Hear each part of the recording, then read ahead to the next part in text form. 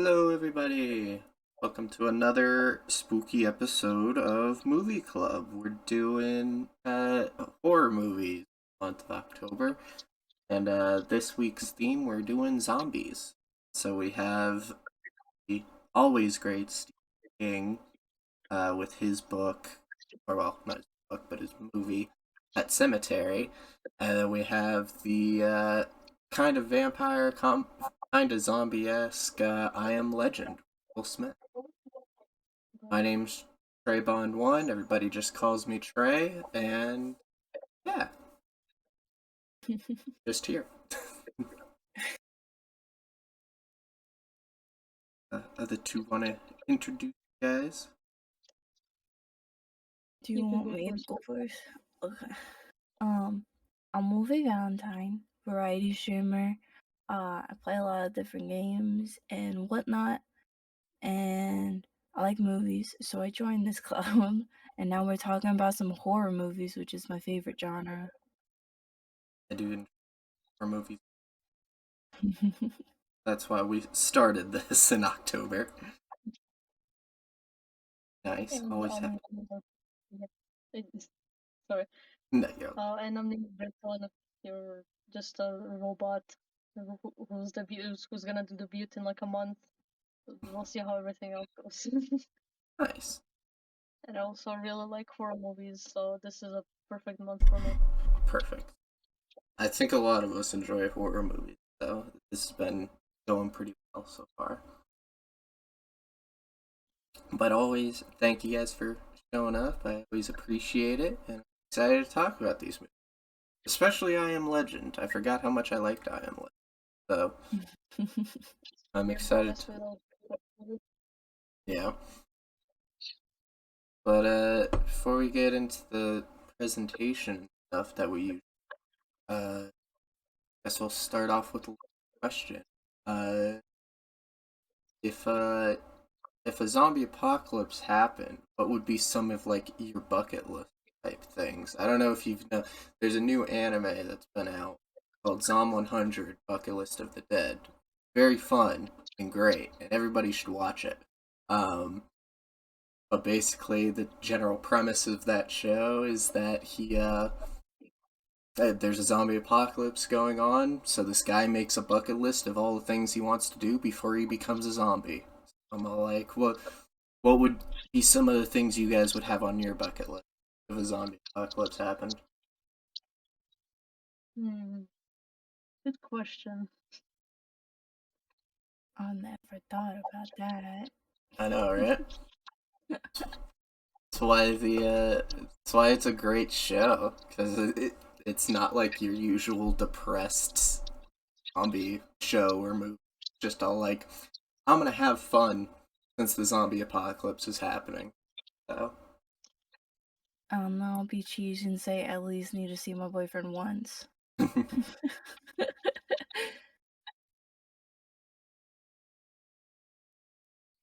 be beat up a zombie, specifically hit it in the head with a bat, and with a make the bat. head explode. Yeah. Okay, interesting. Walking Dead style. I don't know. I'd probably just. What would be fun for a little bucket list?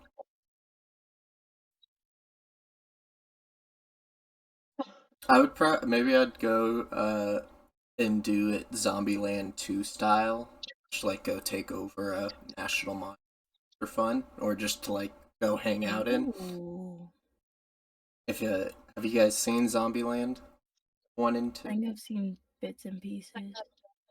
Well, so in Zombieland, like one of the fun things is that they have this rule called enjoy the little things, which means when you can, you just go out and, like, because obviously it's an apocalypse, but when you can, just enjoy the little things that you can. And so the first time they do that, they just go and destroy a whole store for fun, just to break stuff. That would be pretty fun.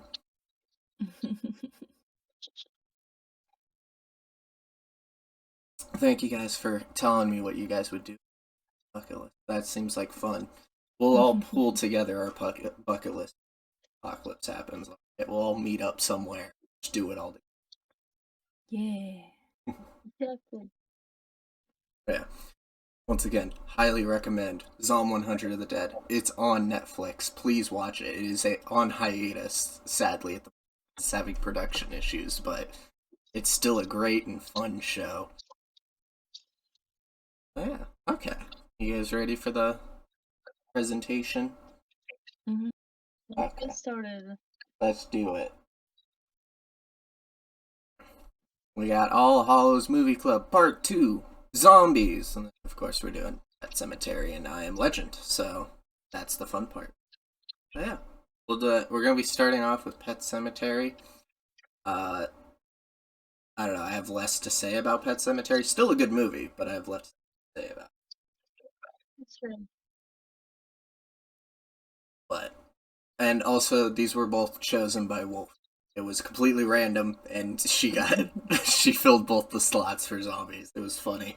But yeah, so we'll get going. We'll start with Pet Semetary. The main characters and the side characters. Elfie, do you want to walk us through who they are? I can't. Okay. So, main character side, we have this whole family that the movie like surrounds. You got the dad with the little baby. His name is Louis Creed. The baby is Gage Creed. Cute little kid. It's so sad what happens. um, the next kid, Ellie Creed, is the older sister. I think the first child, I'm guessing. You got Mama, Rachel Creed, and Judd Crandall. He's not part of the family, but this family, like in the very beginning, it shows that they moved to this new house, and Judd is like their next door neighbor. He's across the street kind of thing. He plays a pretty vital role in it, so that's why he gets main character status. I would agree. Is main. Also, he just has a fun name to say, Judd Crandall. Exactly. Also, I'm So gonna say first, this. I'm gonna go say this ahead. now. I don't really like. I call him Lois. I don't know why I started doing that, but Lewis, I don't. I don't really like. Oh yeah, man goes crazy. Mm-hmm. He didn't listen to any of the red flags that are like flying right in front of his face. Yeah, no. Or like any of the safety tips Judd gives. Like, Exactly. it's very, very. I don't know. It's not ironic. It's just very. You could tell why the things happened. Oh yeah, definitely. Yeah, sorry to. Okay. Side characters. Of course, I had to include the cat because it all starts with the cat. To be honest, he's the first experiment. Church is his name, and he's Ellie's cat, Ellie's pet. Cute little kitty. He is Again, adorable. sad what happens. He gets feisty after. And then I included Missy, the babysitter, because like she does show up a bit in the beginning, and then something happens, which kind of starts the role for like the death toll, I guess, in this movie. So I figured she gets some spotlight here. And then we have Victor Pascal. Hell This is yeah. like completely random character that apparently just one day gets, I think he got like hit by a car or something Yeah, at he gets hit by a the truck. place Lewis works nearby. And like Lewis was working on him, trying to see if he could save him. I doubt you can save someone whose brain is exposed like that. Yeah. But Pascal becomes like a figure throughout the movie because he's haunting, kind of not haunting Lewis, the dad. He's just kind of there giving him pointers of like, this is gonna happen.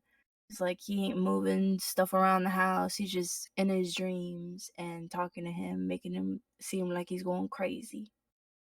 I think Pascal is the character. I love Pascal very much. Like, True. Also, I guess we'll say this now. Big trigger warnings throughout this entire movie we're about to go through. It's There's very gory. plenty of blood. You can already see exposed brain. There's also some suicide that happens, and dead animals, dead children. Um, yeah, there's a lot of death, so be ready for that. Who would have guessed? It's a horror movie. But yeah. Exactly. I guess the other thing is, yeah. So Lois is actually he's a doctor. He works at the that's why working on Scout or trying to save his life. Yeah. But besides that, I think that's really everybody. I don't see. I don't It's like really I know know. there's more characters, but they don't show up as much as at least these people's. Nah, important. So this is perfect. So we'll just start with the clips. Which the very first clip we can't watch on the presentation. We have to actually go to YouTube to watch because it's, as you can see, it starts off with just brain being exposed. So there's what.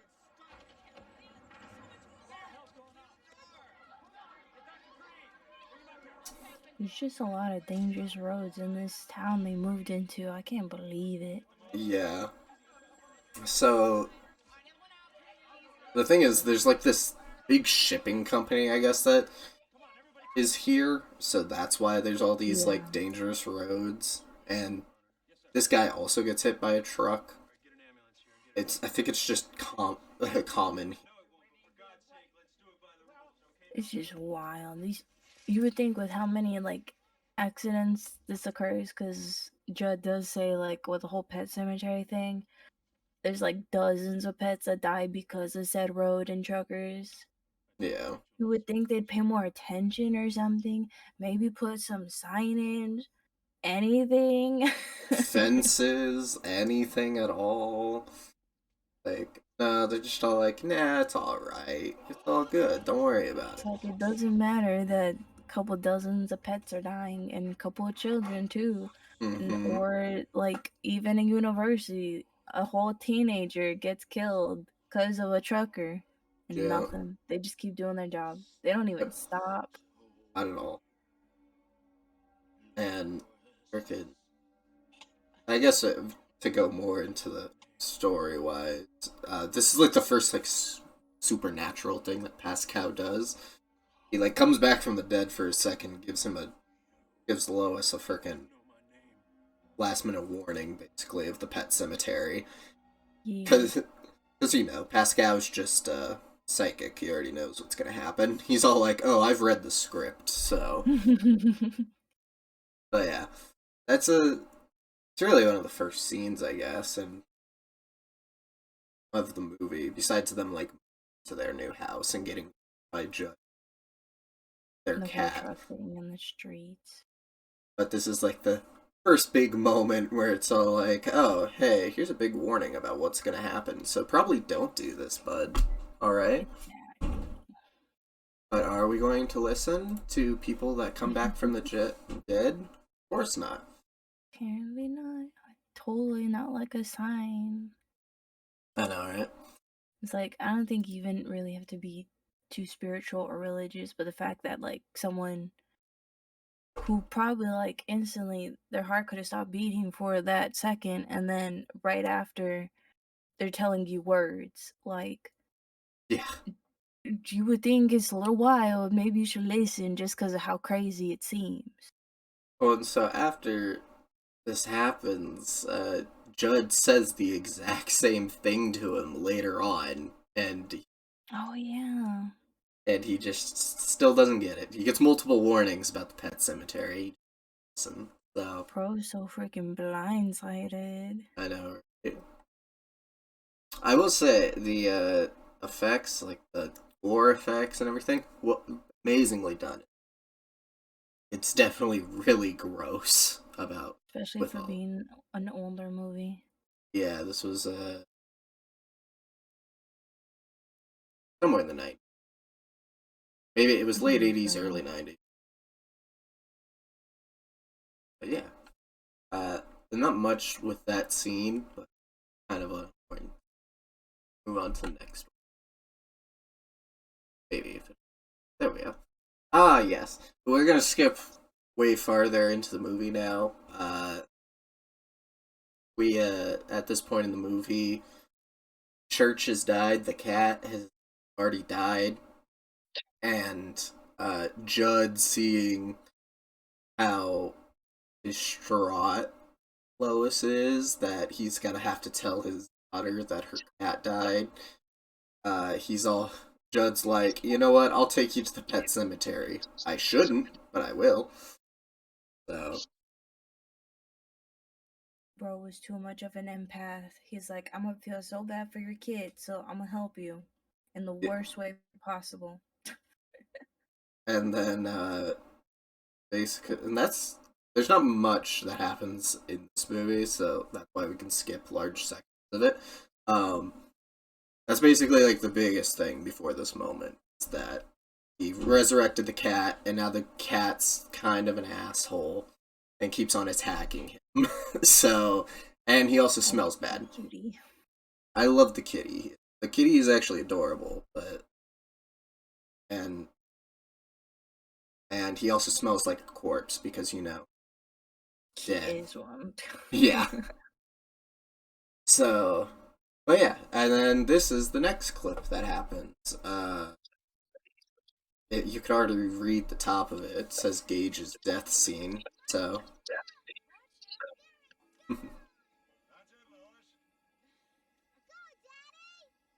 I just like how they're having like this good old picnic day. He's flying kite and whatnot, and then within mere moments, they're all screaming their head off.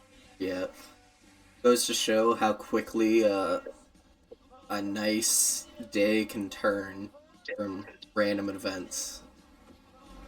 Exactly.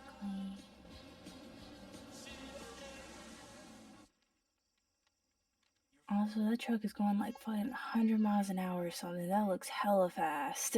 Yeah, I understand it though. You get distracted by music, and then you go like boo boo boo. You're just on a straight like road and stuff. Also, I'd like to state, based on how powerful the wind is, that kid could be freaking lifted off the ground with that kite. So it's not a good idea to let the 2-year-old. Also, I love the kid cussing, and of course the parents laugh because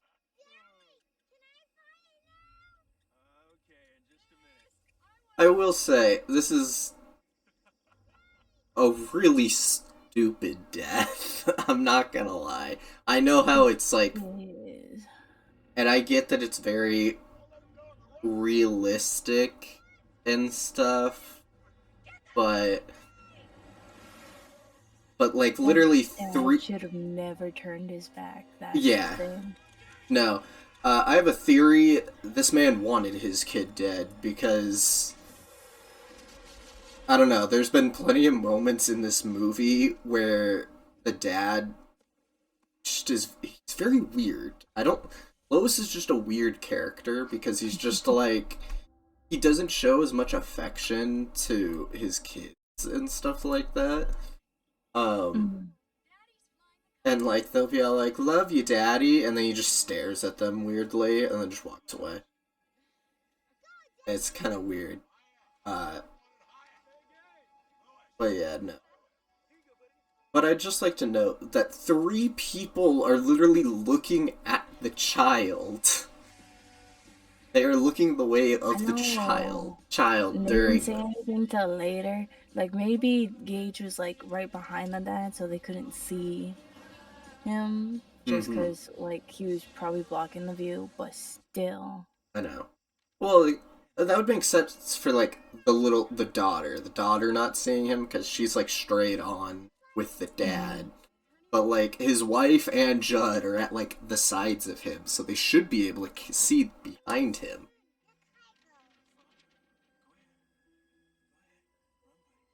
I will say the child is adorable and he's cute. He is. Cute. Even when he comes back, he still looks cute. But yeah. You'll find out later. I watched these movies on stream. I was not that sad about Gage's death. Uh, but when we get into I Am Legend, there was a death in there that really upset me. Oh, I saw that subtitle you put for that clip. Yeah.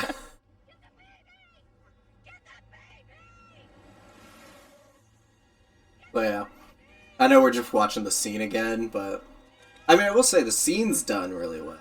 I like that he just he trips over nothing. He obviously Exactly. he had to do it himself. I know we're being like really critical, and also this is a child has died, but it's a movie, so please give us like a little bit of about this. But yeah, no, and that's just like that's the main conflict of the movies now. Gage is As dead. it starts to roll. Yeah, Gage is Whole dead. family breaking. So we'll move on to the next little scene, which is Zombie Man Likes Fire. I don't know.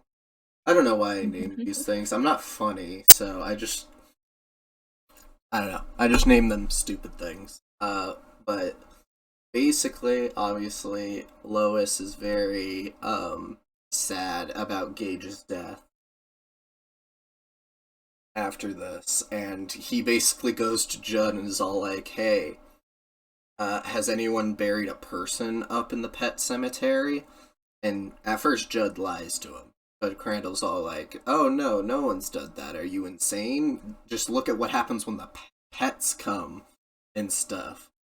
And it's all like, look what happens when the pets come back to life. Really want to do that with a human?"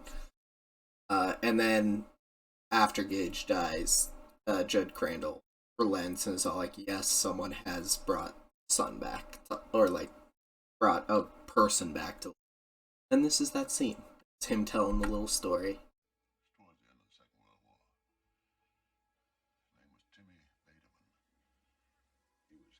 They made Betterman. I really like Judd Crandall's voice. I'm pretty sure I've heard his. I think he was like a prominent voice actor. I feel as though I've heard his Oh, I voice in don't other. doubt it.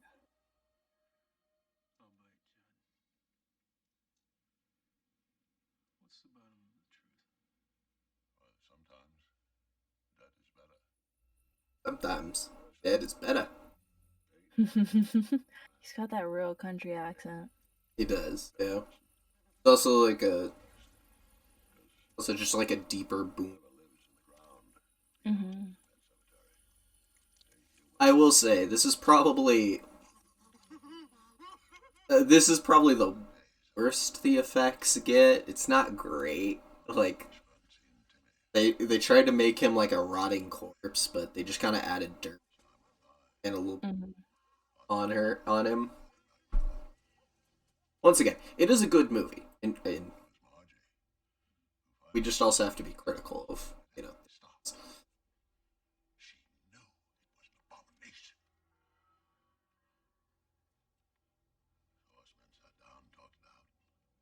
And if anyone's all like, "Hey, these guys aren't zombies; they're just like possessed or whatever," he was eating someone, so I feel as though this is he was a dead body. He came back to life, and he ate somebody. Yeah. So I think it totally counts as zombies.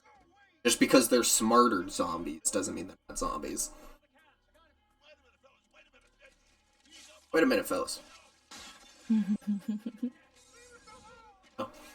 This is actually kind of sad because for a second I thought it was before he actually started the story. I thought it was Judd Crandall that was going to bring somebody back to life, but it actually just being like one of his friends, and he wanted to save him, stuff like that.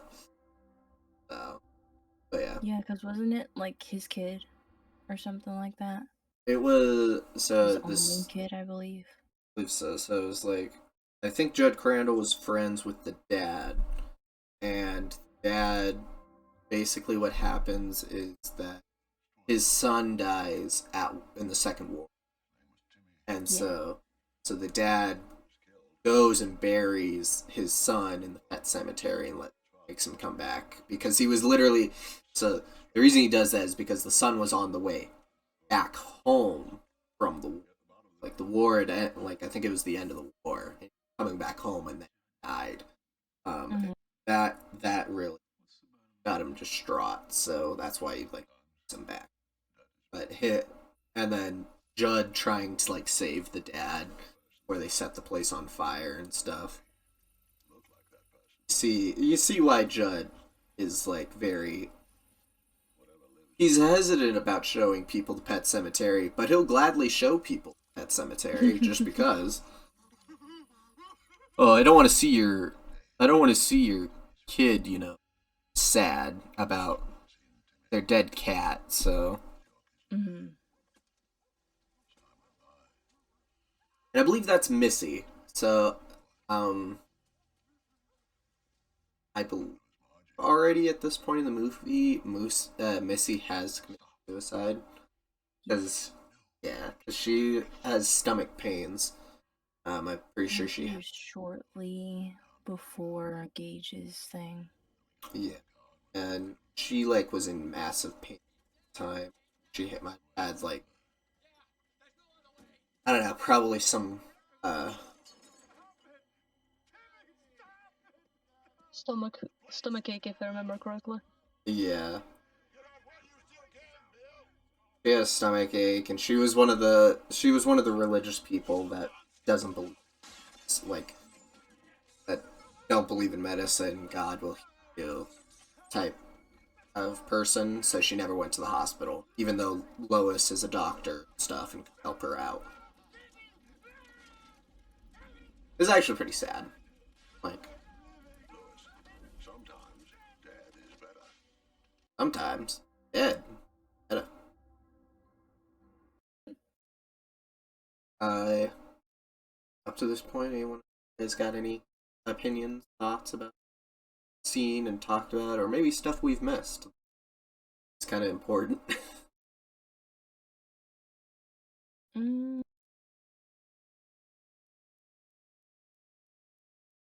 I don't know.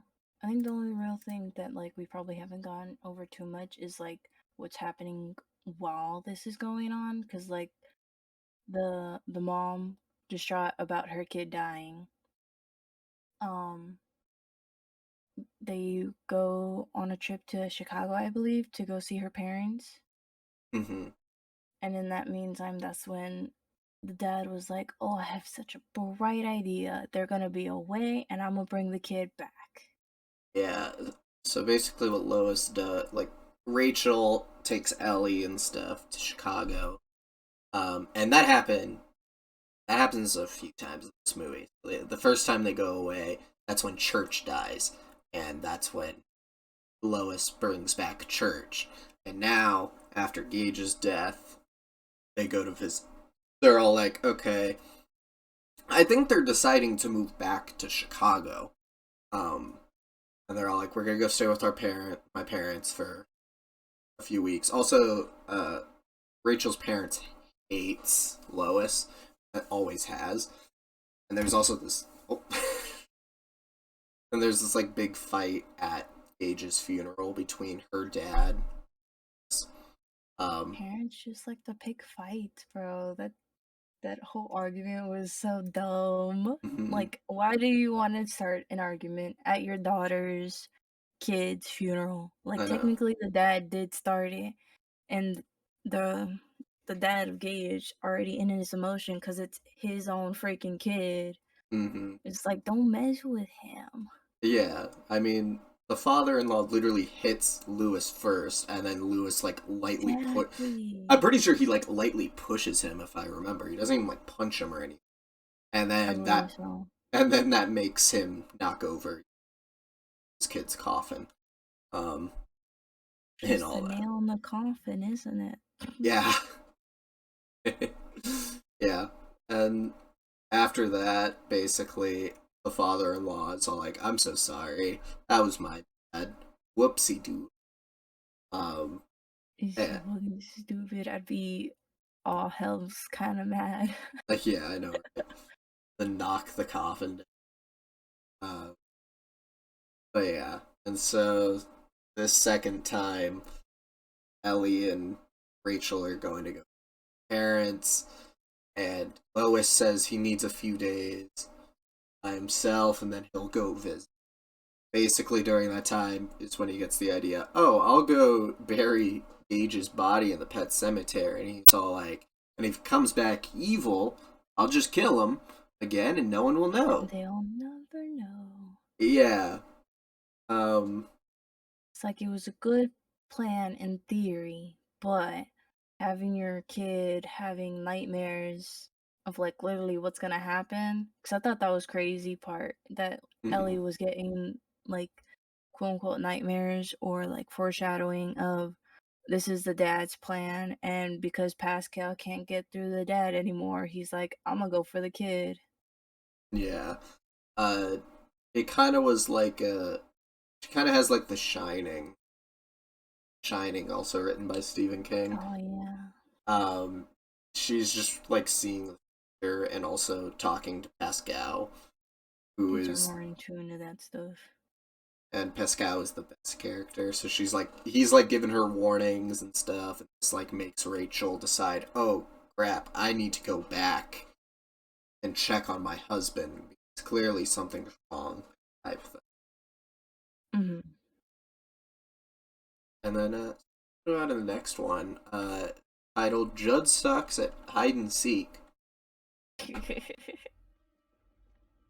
So, Gage is back. He's back alive. And he decides, I'm gonna go pay my good old friend Judd Crandall a little visit.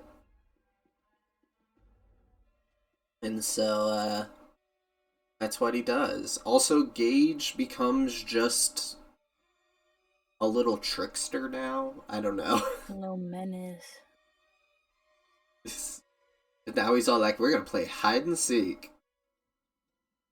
I will say, Judd Crandall, badass, takes out a knife against a kid. Because he knows what he's dealing with. I know, right? He's all like, I don't care that you're a kid. I will stab you. You're a zombie I've kid. gone through this before. I'll do it again. Yeah.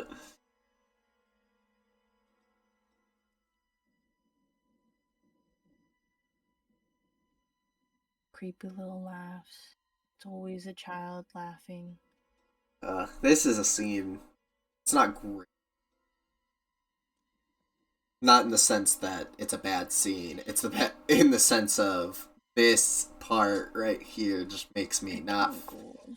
Oh, that's just right Ooh, into that tendon. Yeah, I don't like it, but it's like the most memorable scene, I think.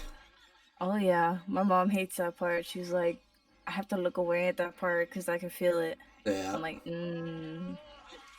Yeah. And then just like hit. The kills are very interesting because he cuts off it. I like that he makes it like the Joker. He's all like, "You want to know how I got these scars?" Oh yeah, and then he just zombie eating away. I know. Right? So I will say the funniest thing is that they're making this little child who clearly does not have any strength be menacing and stuff, whereas you could just literally like kick him out the window. Would not be that hard. Honestly, probably could. Even Judd Crandall, who's a little bit older, could definitely do that. If only he didn't get distracted by the cat. They teamed up. That's what happened. Yeah, they did. Look, I love that cat. Cat's great. I don't care that he's evil. I still love that cat. It's adorable looking. It's all fluffy and nice. I'd love to give it a pet. Maybe it may be a demon with its dried blood on the side of its neck. I just like that they keep on commenting, man, the cat smells bad. they never clean the cat. Never get a scene of them like just cleaning the cat. I could have sworn the dad tried to once, but I think that ended up in him getting scratched. I thought he was taking a shower or taking a bath, Oh. and the cat jumped onto him.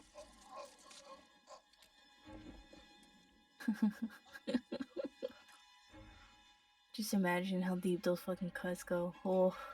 Right. I don't think people realize how sharp scalpels are. They are pretty sharp. They're definitely small. They're definitely smaller, but they're very sharp. You have to be very. And then arr. But yeah.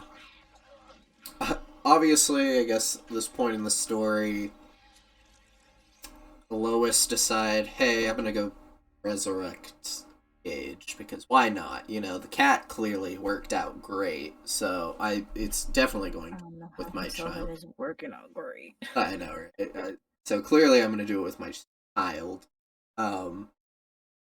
It'll totally be fine. He won't try to kill me. No, not at all. But the thing that I like the most about Judd Crandall for this scene is that he's all like, okay, I'm gonna go sit on my porch and watch because I know what Lois is doing. I'm gonna watch him this whole time. I'm gonna watch the house so that when he gets there, I can stop him before he even makes it to the pet cemetery. And then he drinks one beer and falls asleep. Oh yeah, he's knocked out. He literally like a log. I All know, plan right? foil. Do let it happen, sir. Yeah, Judge is all like, okay, cool. What's the best thing to drink on a stakeout? Let's drink beer, which makes you sleepy. He should have fallen asleep at least in the cemetery. Then he would have woken up to freaking the dad carrying a whole body, shovel, tools, everything. Yeah. And then I like that it, like, if you watch like that first scene, he's only drinking one beer, and then it skips forward in time to like the start of this scene, and he's drinking like 5. So clearly he kept on waking up and just drinking a beer, passing out, and then getting up, and then passing out again. All this liquor. So, but yeah, no. That's obviously the most scene of this whole movie. Everyone knows the Judd death. Oh yeah. Nina, do you got anything to say? Talking a lot. Not really. I'm just checking if the mic is working. Anyway, not really. The movie is just pretty mid to me. Not gonna lie. No, I get it. I mean, it's older, and I don't know, and the story definitely has its moments that aren't great, but I don't know. It's not a bad movie. Definitely. I know. I get that. Anything else for like this scene that you guys want to go over? And we'll go on to the next one. Oh yeah, I titled this "Silly Kid. Drugs are for adults." I don't know what the hell I don't know what I was doing. I don't know why I thought that was funny to put, but hey, I enjoyed that. Silly kid. Drugs are for adults. Also, yeah, like, I guess freaking Cage, like, does more damage. Oh, wait, I guess before we go... Actually, I can let the scene play. But, basically at this point, Rachel has made it home. I don't know how far they are from Chicago, but she somehow makes it home real quick. And she already went to Judd Crandall's house, and there we go. She's already dead. Gage has already played for her. Also, I love this little Chucky moment. If anybody has seen, you know, Chucky, the little doll. Oh yeah. Child's Play is great. I've seen all of them. One of my favorite slashers. Nice.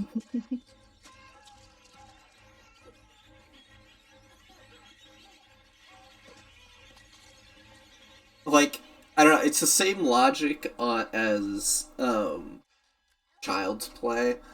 It's a doll. How are you getting like overpowered by it? He's just a little child who has no muscle mass. Um Must be obviously, the power that brought him back. He's got super strength now. yeah. Obviously, for the movie they either used a puppet or a little person to see some of the scenes, but they did have a child. Oh yeah. You think there's only gonna be one child death? Nah, there's two child deaths. And it's the same Same child time. both times. This whole scene I found a little funny and weird. Just the fact of like he does the thingy to, I think it's kind of like euthanize, just put him back to sleep. Yeah. The fact he's walking away like nothing and he's talking like you cheated. How Mm-hmm. could you play with my game like that? I know, right? Him just being like, you cheated. Or does he say no fair? It's one of those There's two. no fair. And then I think he says something else, but I think it's like right after this clip ends where like the kid walked away and now he's just sitting down. He says one more thing and then he's asleep. Yeah. Very anticlimactic ending. Once again, I still love Stephen King. A lot of his stories are good and well written. I'm sure this is a lot more terrifying book. And there's some like the gore and stuff's great, like the effects that they used to this movie, but this is just kind of funny, truthful. I guess I get that maybe he's holding back a little bit because it is his child, but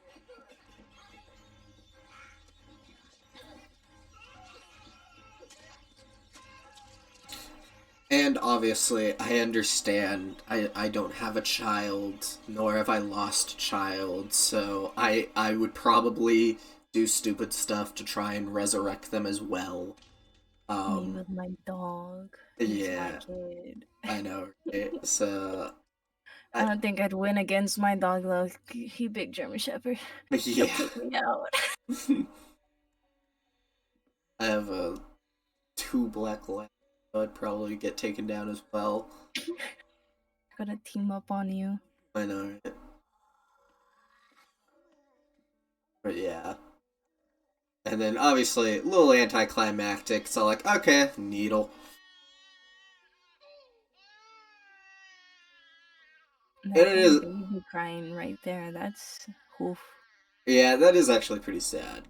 So like, ooh. Also, Tugging at the heartstrings. I would like to say this child was run over by a giant semi. And he looks And perfectly fine. yeah, I was gonna say he literally just has a little scar on his forehead. That's it. Um, and also in that scene and the semi scene, semi like flips and he dies and everything. Or like I'm pretty sure the truck driver is also dead. Um, Oh. yeah, because like the whole truck like flips over because he tried to stop and it and turn out of the way. Yeah. But yeah, yeah, that's how Gage dies the second time. I believe this last clip, very end of the movie, it also is unable to play for the presentation. You know, it's gross actually. Um, It is. It's so weird. so gross. This man has completely spiraled. Yeah, Lois has, like Wolfie said, completely spiraled, having to kill his son again, and knowing that his wife is dead.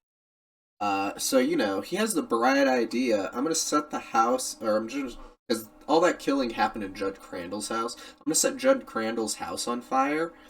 Um, and then I'm gonna take the body of my dead wife and go plant it in the pet cemetery. And it'll be totally fine. She'll be totally normal. So they can die together. Yeah. And I will say, as I finished watching the movie, I remembered Ellie is still in Chicago. Yeah.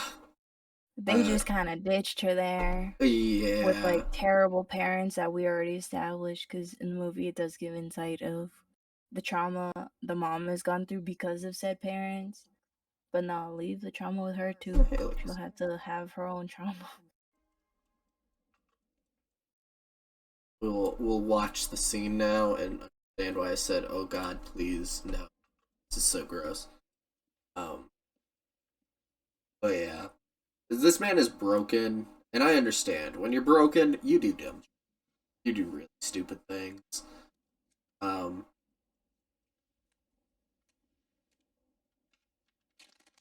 but you know, resurrecting your dead wife to bring her back, probably not the highest of the things I would think to do. Also, I guess he just starts playing solitaire with himself.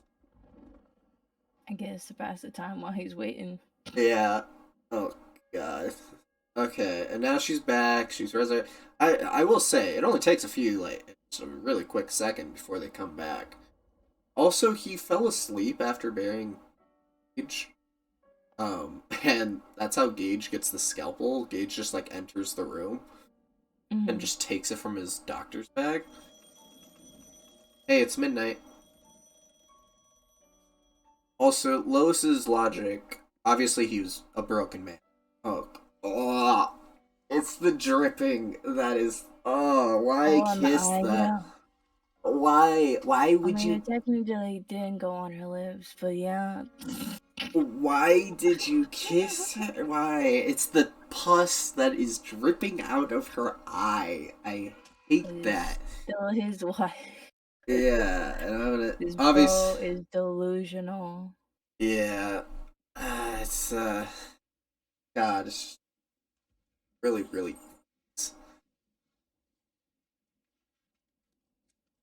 Oh yeah, Lois, broken man. I understand. He's doing really I just dumb hope things. he didn't take it farther than the kissing. Well, she might have gone and buried his body, and since you know they're two dead corpses. But yeah, it's just look. I would like. It's the pus that is dripping from the eye that just is like. Ugh. That's the part that makes me want to throw up. Freaking yeah. Also, I don't know why. I just enjoy that he's all like, I'm gonna sit down and just play solitaire. It's like I'm gonna wait for my wife to come home. Solitaire. He also didn't fit it. I still hate that. Still really, really hate that. But yeah, as you can see, this is actually the very end of the movie. She picks up a knife, and obviously from the screaming, you can tell she kills him. So you know, Lois just made Ellie orphan. So yeah, pretty much. yeah. But that's all the clips that we have for Pet Semetary. Uh, final thoughts on the movie. And we kind of went through this one. It's a gross movie, but it's decent for its time. It is, I agree. Yeah, it's gross at some parts. Effects are great. It's all right for its time. I think the story might be better. I don't know. I never read like the book. I don't. I think the book was probably much better from what I've at least. You know, your final thoughts, Neil? The kiss at the end really did jump scare me, but I can't complain about it considering of my crushes before. But yeah, it was odd and surprising, but I'm glad that he ended up dying because for me personally, I feel like he deserved it. He was an idiot. Oh no, yeah, he definitely deserved it. Like he got warnings like more than one time. Like he's just deserved it at this point. Yeah, I'm just sad that we don't get Pascal anymore. He disappeared, and then he killed Judd Crandall. That's the two best characters in the movie, Mhm. and one of them is a ghost. So yeah, no. It's a decent movie. If you want to give it a watch, if you love Stephen King, definitely like horror movies. Maybe give it a try. It's up to you, really. I know they did a remake of it. They did. I did watch that one a while back ago. Mm-hmm. It's not same, because I know one of the main points that is different is instead of a little boy, it's a little girl. Okay. And the house looks different, but still dangerous road. Truck gets the kid. They reanimate the kid and a pet. I don't Okay. remember how the death scenes go. I don't Yeah, know if there was a ghost in that one to give warnings, but there's some differences, some sames. I I don't know, heard my mom liked it. I heard the movie was all right, and people also found it funny. Also, but yeah. Also, yeah, the biggest solution to all this to make it not happen: get a pet leash, get a child leash. You would have been fine. Exactly. That's why we have those Keep an things. eye on your actual child and your pet. Keep an Yeah, indoor pet, not an outdoor pet. yeah, yeah. Definitely don't let the cat go outside when you've heard. Oh yeah, dozens upon dozens of pets have been run Especially over when they and don't killed. have a fence. Like, oh my god. Oh, well, and it's a cat too, so even if they had a fence, it wouldn't do anything. But True. like, just keep it inside. Also, cat leash. You were going to take it outside. Just why they have leashes? I know. Exactly. I know this was in like late '80s, early '90s, but like we still had leashes then. It also leashed your kid. I feel like no. Why we have those so that they don't get kidnapped or ran over. And when you have a very open space. Oh yeah, no. That's my thoughts on Pet Semetary. There's the solution. But yeah, alright movie, pretty good. Like Stephen King, give it a try. You guys ready for I Am Legend? Yeah. Very great movie that I'm excited to talk about. Wolfie, do you want to go over the characters? Yeah, I can. Okay. Same thing like with the other characters. I did a main and a side character list. The main ones, um, is of course freaking Will Smith's character, Dr. Robert Neville. He is like what the whole movie revolves around. It's like you see some beginning flashbacks before the whole like apocalypse, quote unquote, happened. Because I think it's not necessarily an apocalypse, but it all started with a virus and then did turn into said apocalypse. But him being a doctor and also like military personnel esque, you'll find out in like the very beginning of the movie. It reminds you about it. Um, he stays in that area because he wants to fix it. He's determined to find a cure and fix everything. Just because, like, it's his zone kind of thing. And then next to him, we got Sam, Samantha, the beautiful dog. Yes, adorable dog. Love Sam. I think that's like the one thing that's kind of keeping him not exactly keep his whole humanity, because this man does talk to freaking mannequins, but it's at least another thing to talk to Yeah, that's actually living and not a doll. yeah, true. Then in the middle, we got these two characters will come like in the later half, probably even like three-fourths into the movie. They're like the third act. They show up in the Yeah. last 20 It's minutes like of the probably not movie. half, but yeah, third-fourths of the movie towards the end. Oh. They kind of get main character status, but it's also kind of why they're in the middle. They show up late, but they have importance. So we got Anna Montez. I don't think she's the mom of the kid. Maybe Yeah. they're just together. I don't remember them saying like they're blood related, but Anna's taking care of this kid named Ethan, and you will find out like when they very first meet that both of them are immune like Robert is. So they They can't get sick. yeah, they are not family. She saves, like, she just protects him because of where they were, got ran over, or got overrun type thing. So, Yeah. that's And all I then was. for the side characters, I put them here because it gives insight to Robert's like background of like why he's the way he is kind of thing. Um First off we got Zoe Neville. If you can't tell by the last name, they're related. They're married. Um and then we got Marley, was their kid. Find out later that something happened to them before even the whole apocalypse like blows up. But that was his family. He is like forever living in the house that they used to be in. And that just kind of builds into like his character of even more reason why he's probably very determined to like fix everything because he couldn't save them, but he could at least try to save other people. We could say they're dead.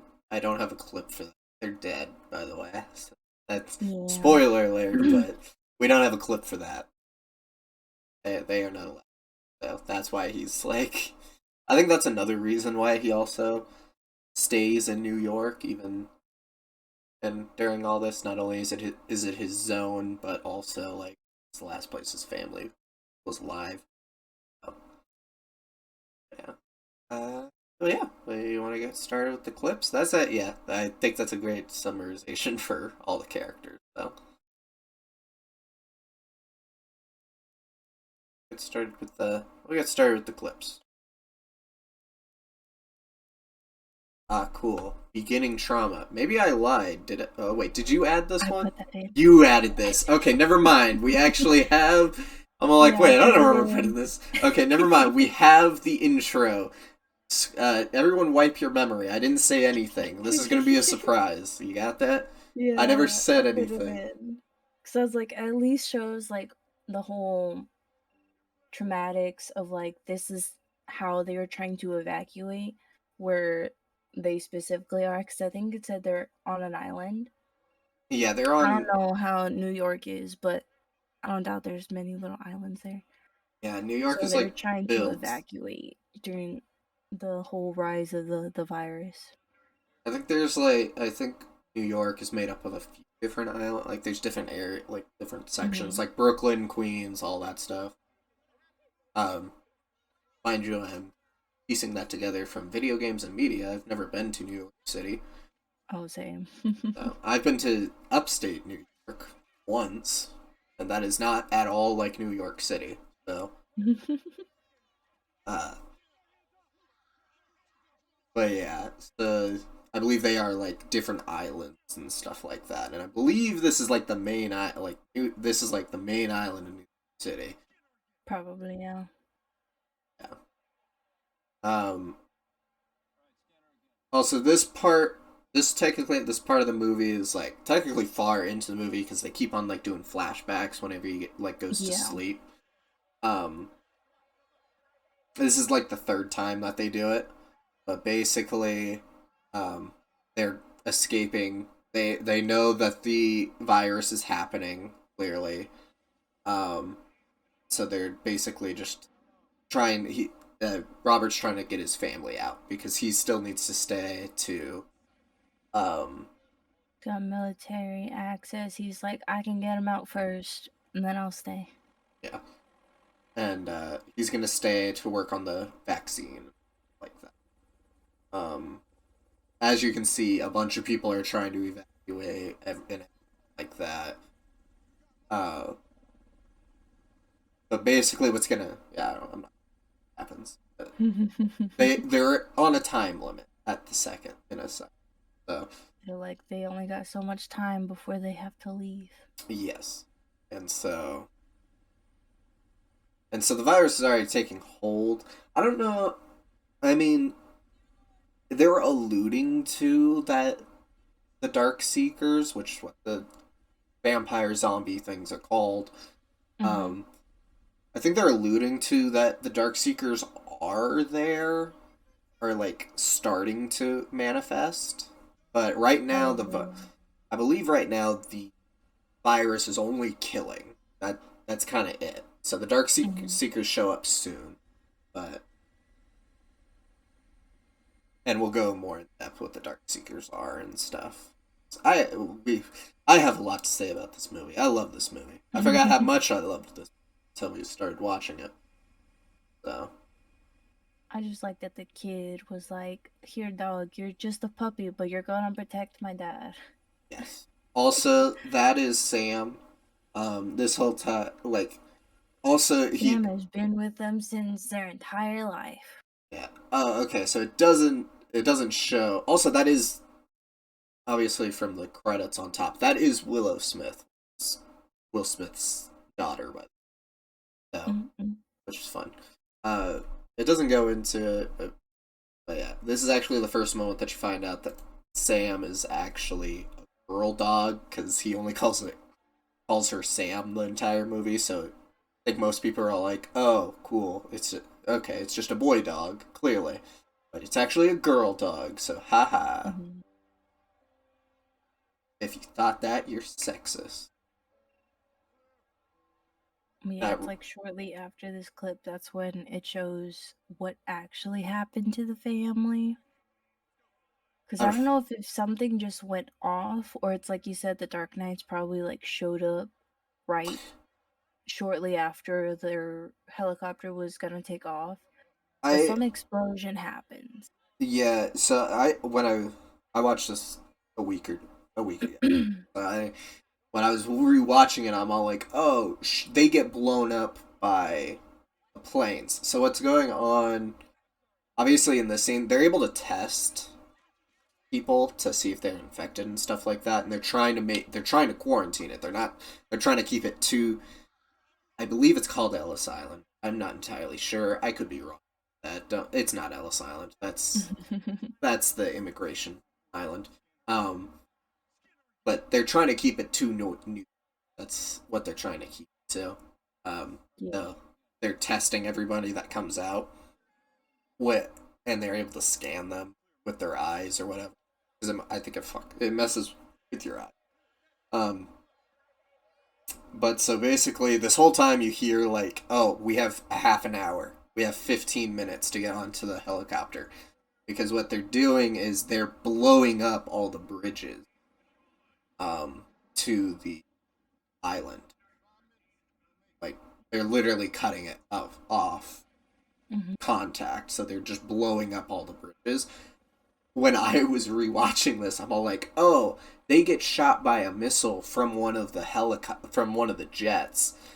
That's not what that's not what happens. They blow up all the bridges.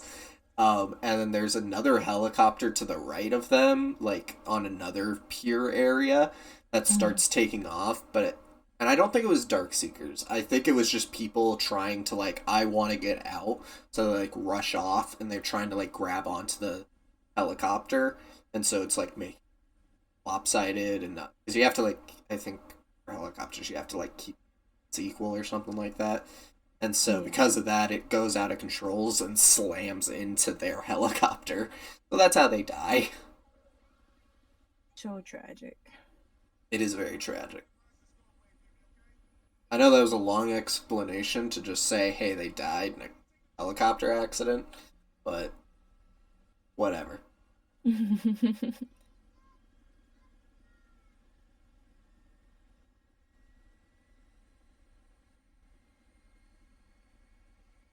Oh, that's I another thing also, the kid being like so not obsessed, but how the whole butterfly thing keeps being popped up. Yeah. I'm assuming it's to refer to the butterfly effect. Yeah. Um, which, if people don't know, it's the butterfly effect is basically um, make it like all your decisions have an impact. So I think the way they explain it is if you were to go back in time, uh, I don't know if you have to go back in time or whatever, but basically, uh, the death of a butterfly can lead to like a natural disaster or something like that kind of thing. Like, Mm-hmm. it's supposed to align that basically one small action can lead to a bigger action later. So, and that's kind of like a big point of this whole movie is kind of like that butterfly idea. So,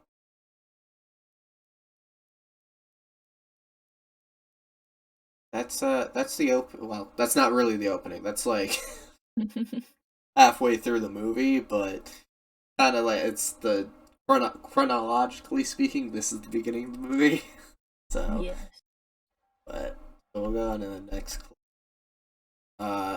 Oh yeah, I titled this "Stupid Dog, You Made Me Look Bad," which is nope, you guys are Courage of the Cowardly Dog fans. That's what this is from.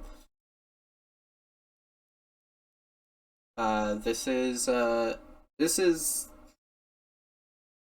a little bit. This is close to the start of the movie.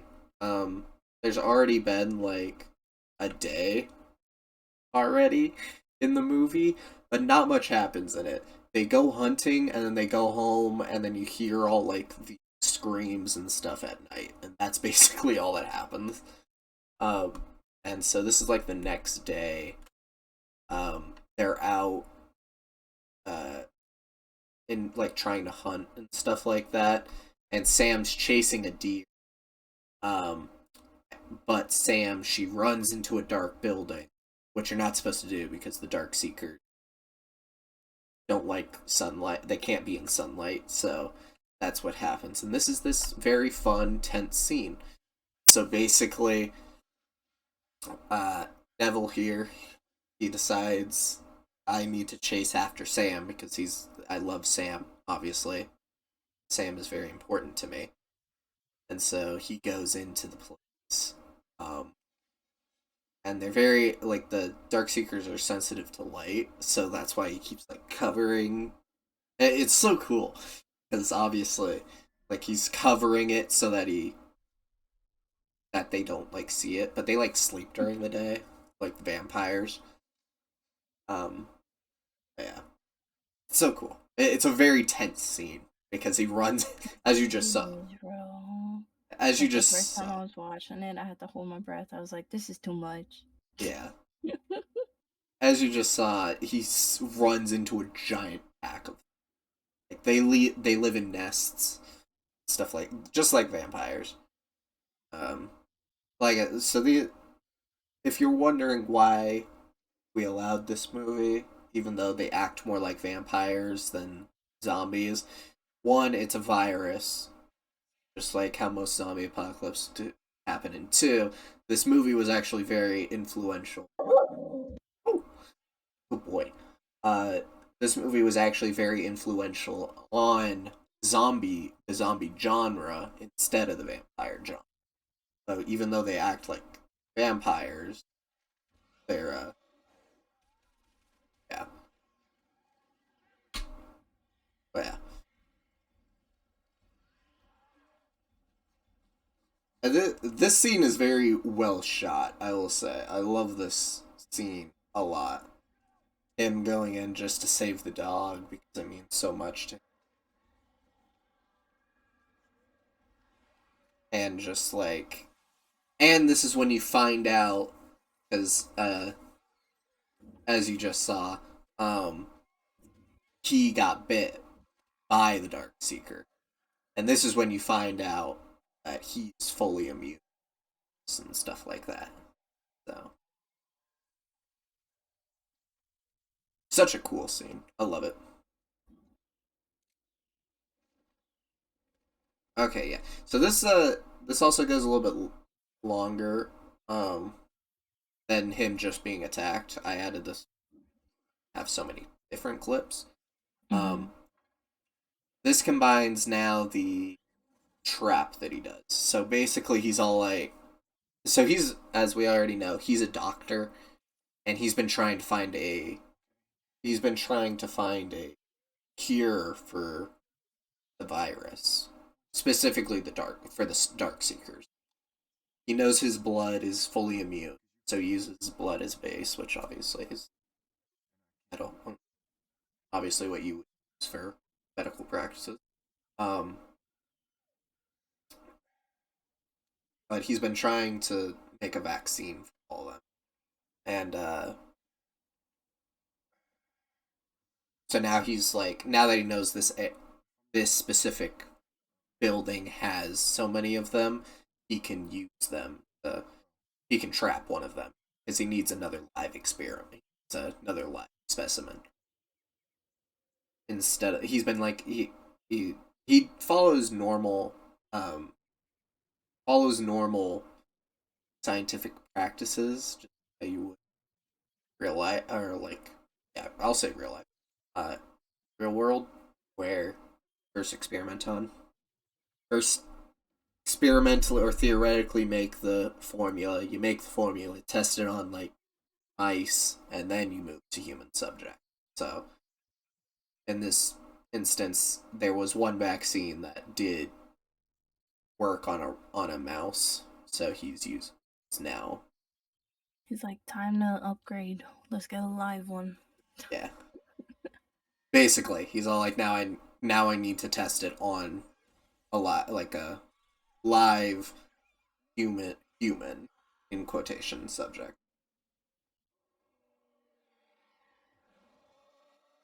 And then this is also the first instance where you meet this guy, like the main. This is spoiler alert. He's the main dark seeker in the movie, stuff like that. But and he was actually very concerned about him, stuff like. That. But yeah, no, I think this scene. I think when people talk about I Am Legend, it's like the main scene that people remember. We'll say that trap scene is very foreshadowing because I know later when he does take the Dark Knight to his lab, he's like taking notes or like verbally saying the notes of saying how he caught this one. Yeah. But he says something of like it didn't. I don't know if it was like it didn't care too much or like because it peaked out just for that second, but because survival instincts, it went back into the dark little cave or whatever. So what he says in that moment is one of them goes against his nature of not, or goes against his survival instincts of going into the sun because I caught this one, Yeah, is basically what he's saying. I know. Yeah. Um, but yeah, as just like as you can see, that he's the main dark seeker that you see through but he clearly I guess I don't cares know how about he this one. didn't catch on because he did say something about like humanity or community stuff like that, and I'm like, you just said this one like walked out a bit into the sun because you took this specific one. I Yeah, would think that shows some humanity.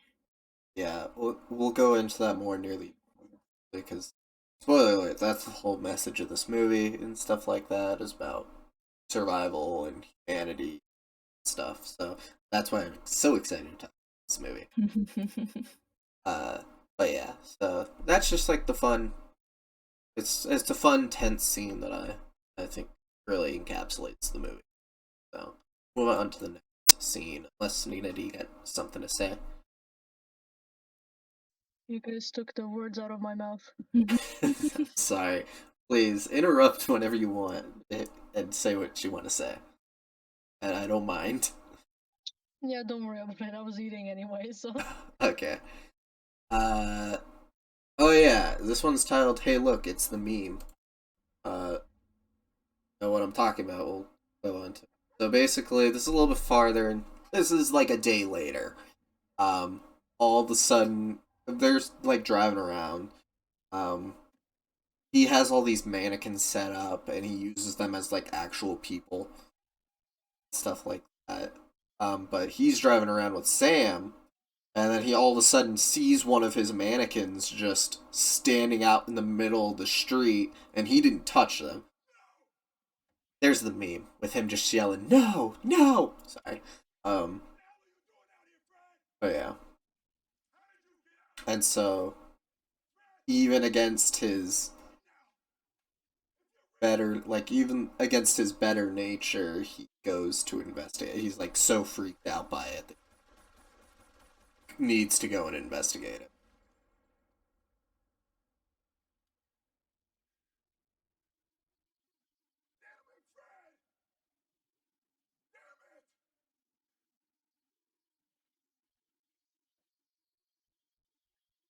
This is definitely a great scene showing how humans are social creatures like we. Like even if you're a lonely person and stuff like that, still need some kind of connection. Um, Still need to interact or talk to somebody. Um,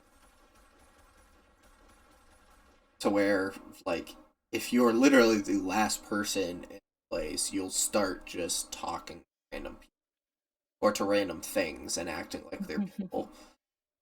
Another great movie that does that is Castaway. You know, Wilson, the volleyball. But,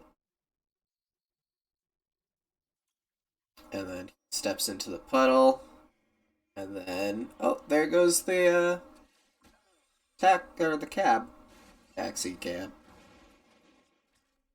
Yeah. I just feel bad for Sam because she's like barking at it and like she clearly knows something's wrong. Like, oh shoot, I wish I could help, type thing. But yeah. Short. Yeah.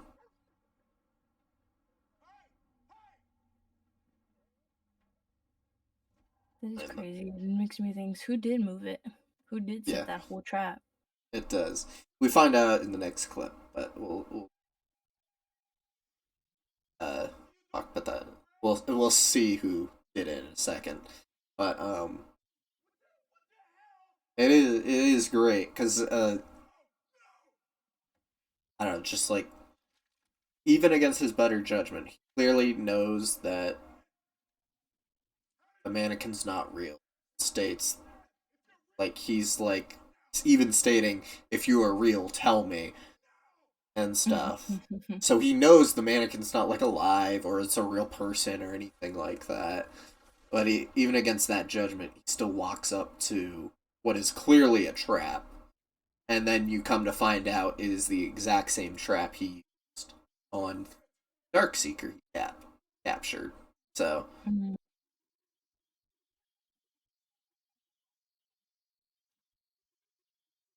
which I guess another thing for that like when he captures that Darkseeker, we get a few other instances as well.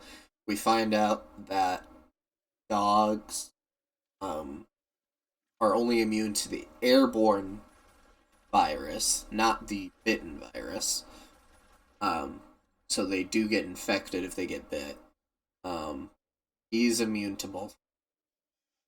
So you also find out that the Darkseekers are attracted to blood. Like even the smallest bit of blood, they'll be able to smell it and find you, basically.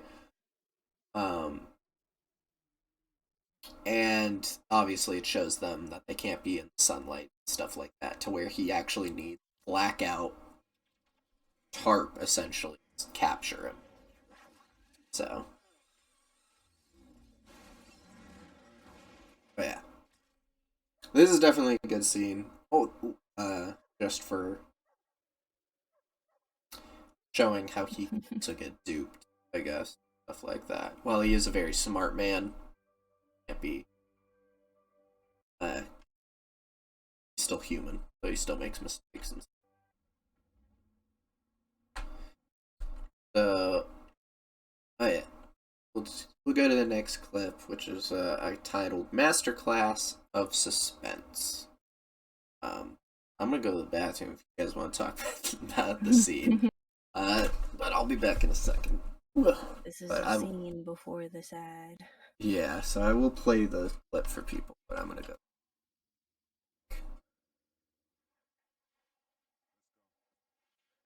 Bro knocked out for hours just for it to almost be done, and now he has to butt scoot his way back to the car. The worst thing ever. I will say I do like how they played out with the buildings and that one ray of light that's stopping them from crossing.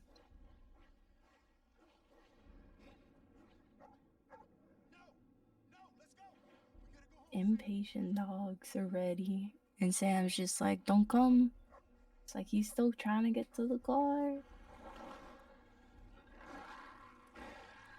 I don't know why he didn't think of getting up faster, because I honestly think hopping on one leg is much faster than butt scooting.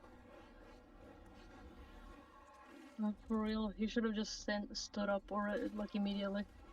Exactly. And then if he had to get back on the floor to crawl under that pipe, well, then so be it. But he also could have kind of maybe hopped over it or used it to, like, just go over.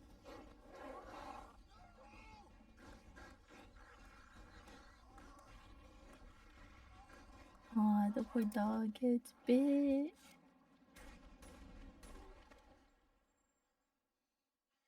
This dog fighting for his life, even though he knows he already got bit.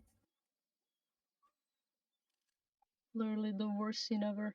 I cried. It is, bro. It's so sad. And the fact the dog moved over just a little bit and now he's just laying there.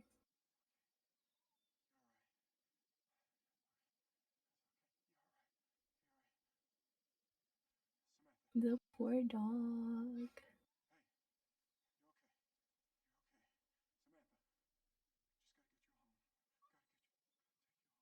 Samantha, best character for real.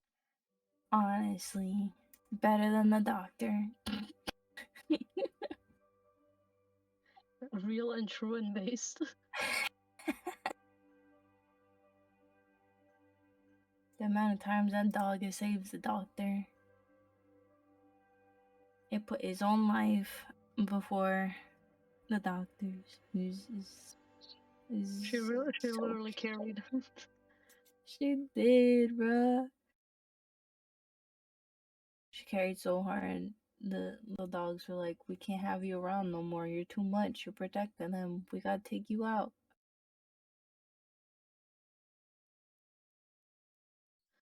I guess that's what she gets for barking from men. Probably. It's like maybe they wouldn't have brought out the dogs if they didn't hear Samantha. But Samantha was like trying to wake up freaking Robert that whole time.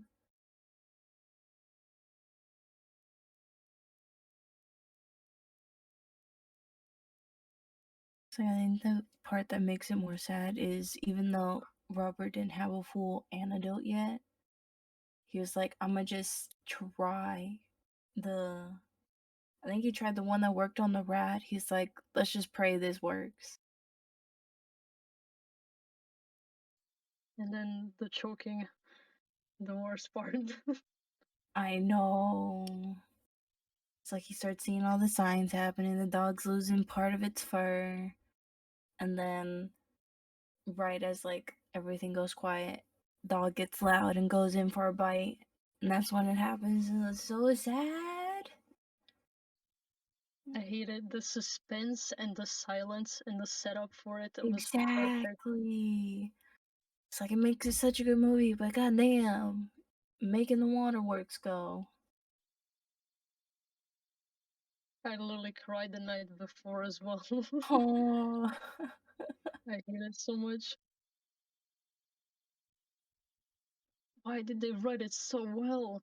Fuck the writers. exactly.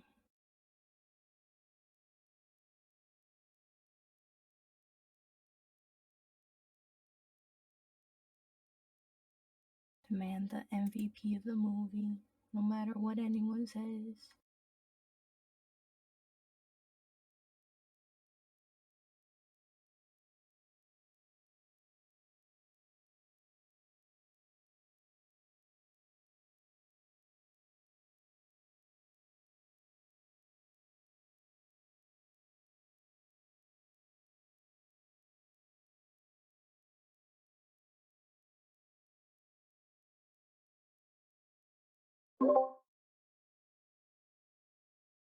I am back.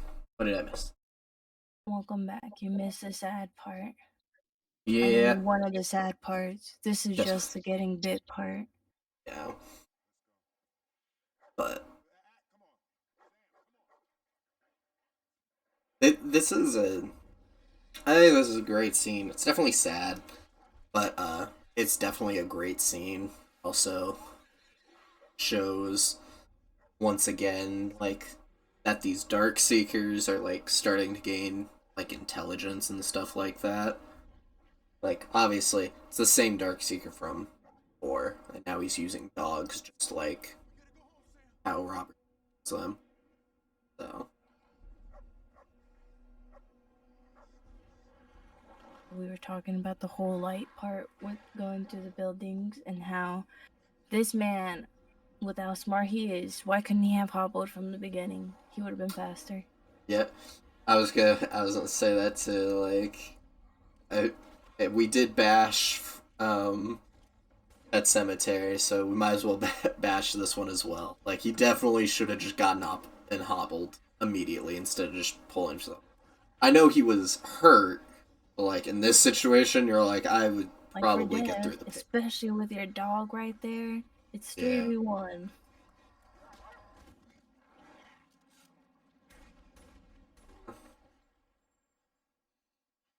such a one. It's like I said, very great thing of suspense, but also sad.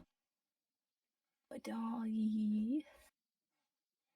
We obviously know, as this movie has already stated, that dogs are immune to airborne light. Sadly. That dog pulled its punches even after it knew it was bit. Well, and it's also so this virus is actually pretty interesting. It clearly infects not only humans, it infects animals as well. Since we've seen the mice and the dogs and stuff like that. I'm assuming it affects um, animals as well. But Mm-hmm. basically, most viruses or diseases that aren't species, like they can't be. Uh, Most of them can't be like trans. So it's actually kind of interesting that this virus can go to humans and all these other different kinds of animals. So yeah. Oh yeah, I titled this "Wolfie, I'm fighting you for making me cry." This yeah, so this is immediately after the events that we just saw. He drives home, He races to the lab. just just so sad.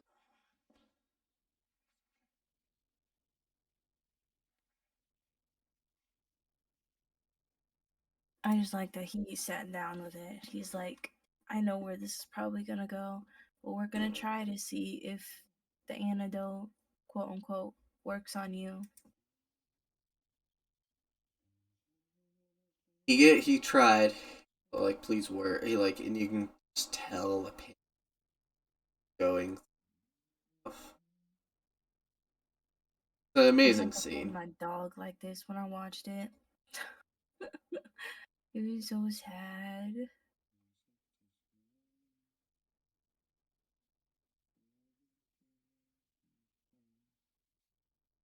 In fact, he's even singing to it too. There goes the first signs of symptoms. Yeah. Uh, the virus clearly works really quickly. Kind of insane how fast it Mm. transfers.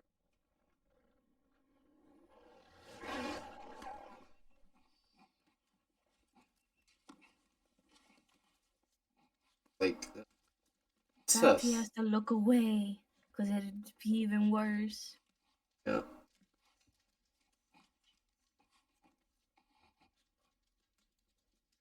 I You know mean, how he old the dog was? How long has this dog been alive? 3 4 years. Damn. It's it's a little bit over 3. still had so much life to it. And he probably had to look away too, because freaking if he looked at her, he probably one wouldn't have been able to do. Two, he would probably have just let her kill him. Oh, and stuff. Just a flop, bro. So sad. Yeah. So when I watched this I'm not replaying. When I watched that again. when I watched it on Bring Your Own Subscription, I watched Pet Semetary and I Am Legend back to back.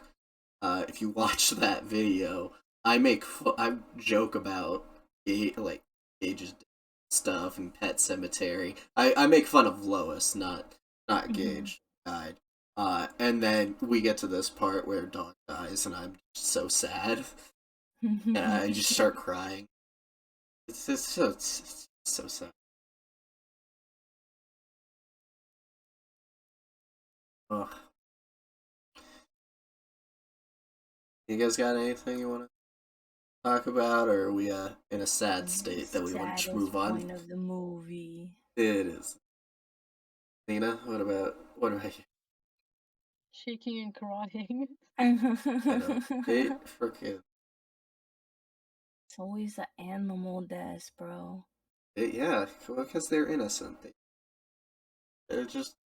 She just was helping Nicole out.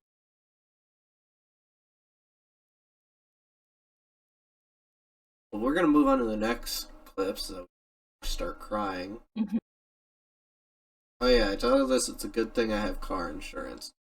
This is a little bit later, not too much later. Basically, after Sam dies, Neville goes on a little crazy, just like our good old friend Lois from Pet Semetary. So he's all like, "I'm going to just kill as many of the seekers." So he lays a trap for them again, and just starts seekers. Obviously, not gonna kill them all. Stuff. And then while he's doing that, he crashes the car. He's saved by Ethan. Yeah, what's her name? Anna. They get saved by Anna, and then he tells them, don't let them follow us. Wait until dawn happens to take me home. And then he wakes up. They interact a little, and then basically scene happen. It becomes night the next day, and come to find out, Anna did not wait till they just took him home. So now the Darkseekers know where he is. That's what this. Yeah. Start with the clip now. Person that you or I has ever known is dead.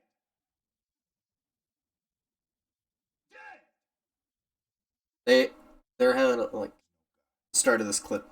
They're having an argument, and it's basically like, I believe that there's a safe zone.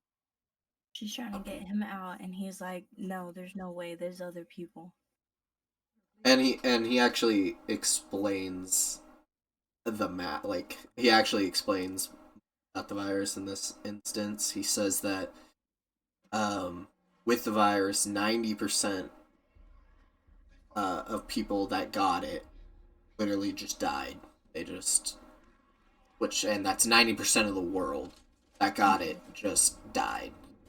The last 10% were immune to the virus, and 9% of that immunity turned the surviving humans into darkseekers. So they're literally, with the immunity, there's exactly 1% of humans that are fully immune and don't turn into darkseekers. So painted the whole picture for her. Yeah.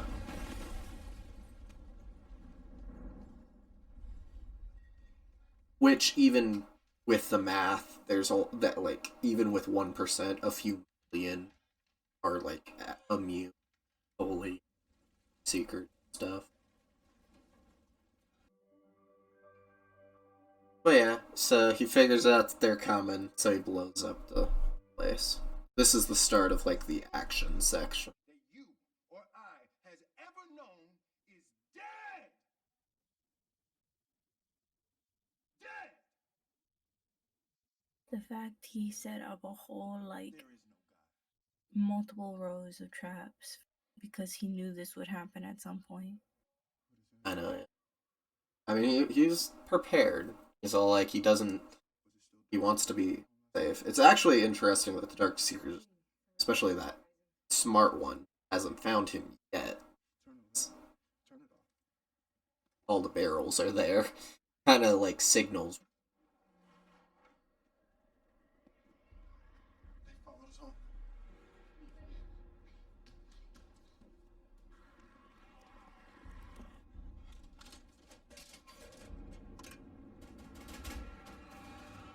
Also, I'd like to state that he lives right across from like a very like. Pretty sure this is like a very like monument location work, that arch. Like, Oh yeah. it's a sightseeing place. So I want to know how rich this man was before the apocalypse happened.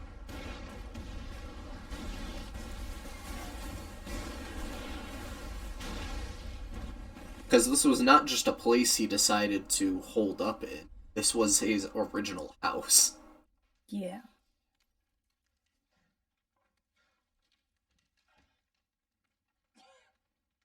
Not much happens in this clip, I will say.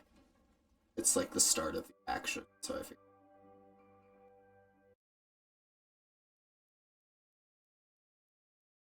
Yeah, now we get to the ending of the movie. You guys excited? It's crazy. Okay, so, I titled this up, this one, "Which is Better?" There's one correct choice.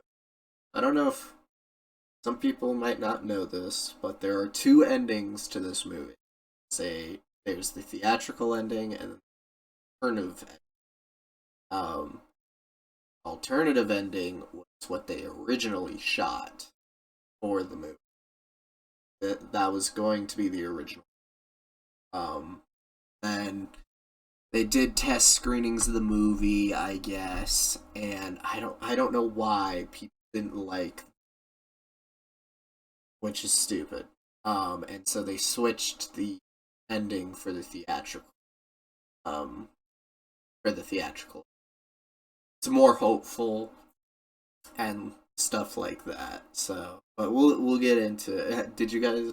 I'm assuming you guys knew, right? At first, I don't think I did, because I think I'd only ever seen one of them. I never really heard about the alternate, but I did watch the clip. Oh, okay, cool. I formed my own opinions, and I'm like in the middle because in my head, the way it plays out, multiple things could have happened to where you kind of get both in the Yeah, sense of certain aspects. But that's just me. yeah. What about you, Nina? Did you know that there was multiple endings? Yeah, because when I watched the fucking hopeful ending, I was so confused because I remembered it completely differently from growing up on the Oh, movie. okay. That's actually pretty funny. That's perfect. I had the CD version of it, so I kind of grew up on that. Yeah. We'll start the clip. Um. Yeah, this is the this wasn't me. I didn't put together this video. They call this the bad ending. Uh, Look, I don't. This is not my favorite of the two endings. I like the old better, because I think it's, I don't know, better written kind of thing. But yeah. Basically, after the explosion happens, they the leader comes in to attack more. He kind of fights with Neville for a little, and then Neville saves Anne and Ethan, and then they run down to the basement. That's really it. Like, there's not much that happens between these two, the explosion and this part. So, yeah.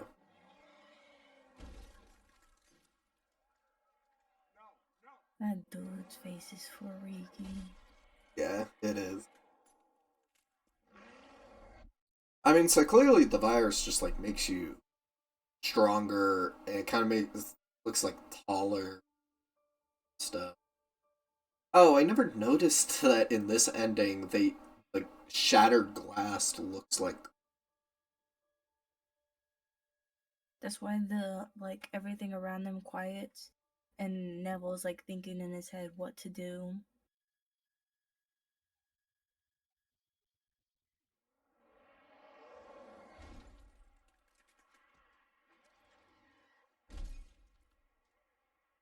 So, so this is an original ending. The cure is in her blood. So this is like an original ending, whereas the alternative ending is closer to ending to a degree. Oh, there's a book. Yeah, so this is based off of a book. The book came first. I'm listening. Of the book. They're not gonna stop. They're not gonna stop. Stay until dawn.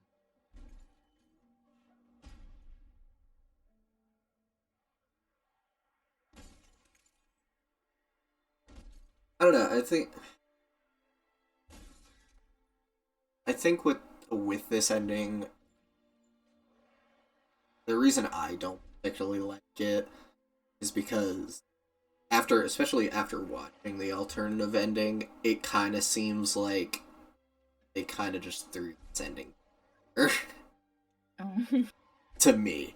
It kind of or at least that's just my opinion. It kind of seems like they just threw it together, like, oh, people want a more happy ending, which the alternative ending is a perfectly happy, to a degree. But it's like, this one's like a little cheesy, how happy. Like, even though I know Neville obviously sacrifices himself, it still feels kind of like a rushed end to me. I gotta keep stating that. It's my opinion.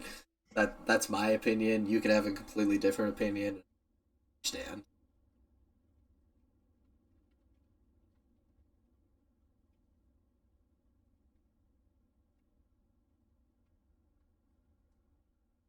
It's like at least they found the settlement thingy that they were talking about to begin with. Yeah. Well, but they also make it that he actually did cure the disease. So they have the.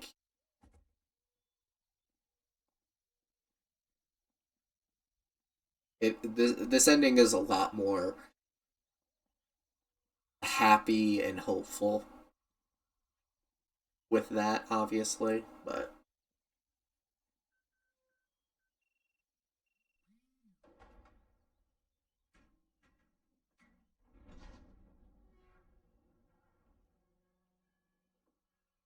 The big iron gates. and there's some kind of scanner. Pushing humankind to the edge of extinction. Dr. Robert Neville dedicated his life to the discovery of a cure. She said Neville, not Neville. Wasn't it Neville? On September 9th, No, 2012, I think. approximately 8:49. I don't know. I made it sound like the Harry Potter Neville. That's the what only I. Neville I know. Yeah, I know. That's what I was thinking as well. So We are his legacy. This is his legend. yeah, and then I don't know. Kind of weird. Like I'll explain after we get through. two endings. This is the longest clip, 9 minutes, so, but it combines two endings. Kind of have to go over both of them.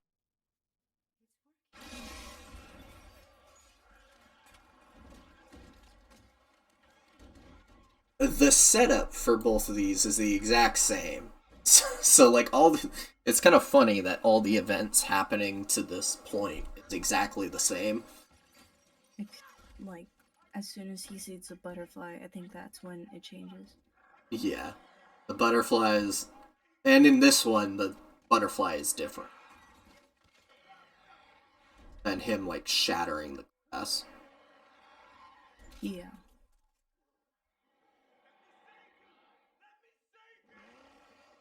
Yeah. But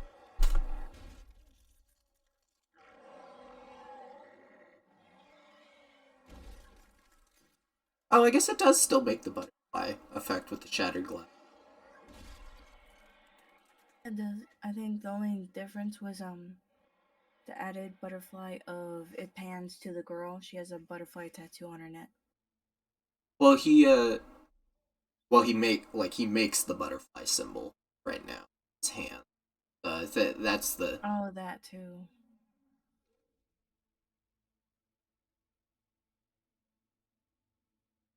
Which I'm not gonna. I think like in the other ending, did they just do the? They might have done the line too for the lie or what.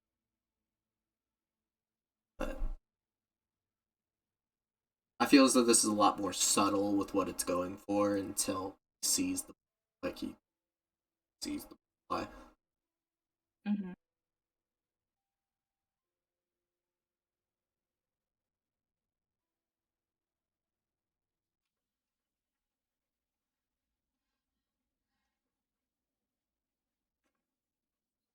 They did skip a little bit ahead. Basically, tells her to open the door, and she didn't want to, but anyway, type thing. Mm-hmm.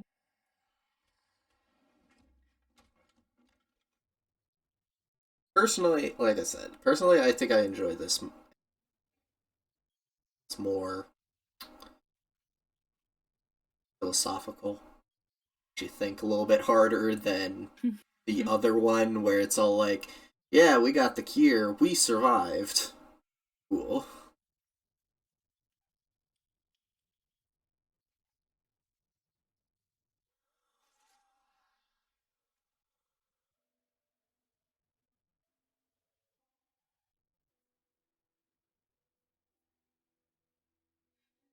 And it doesn't show it in this clip, but on the wall in his lab, it's a ton of pictures. So it's been 3 years.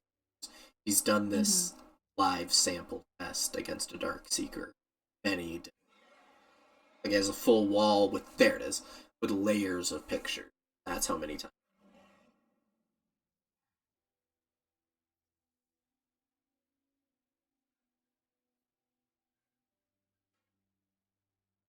It also doesn't show its clip, but when he moves to the drawer to grab the thing for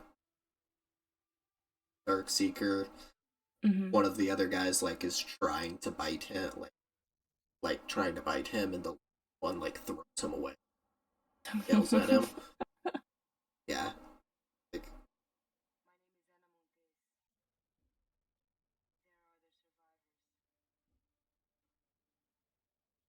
like I said, this ending isn't. I don't know. I don't know why people didn't. I don't know why the test group that they didn't enjoy this ending.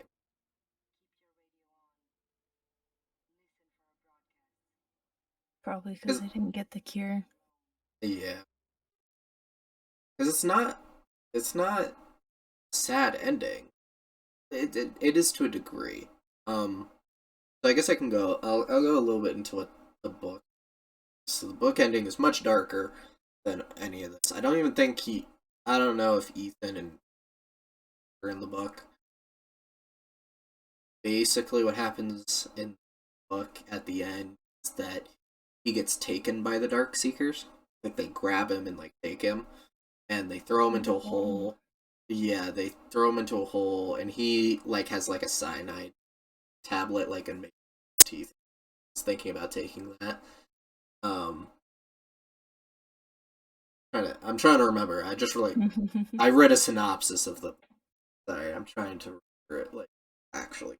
But basically, while this is going on, this is how they all interact with each other, how the Darkseekers are acting with each other, and he comes to realize that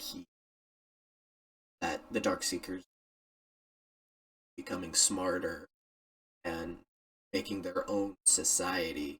Obviously, they still feed blood, like humans and things with blood and everything like that, but they are becoming more civilized and stuff like that.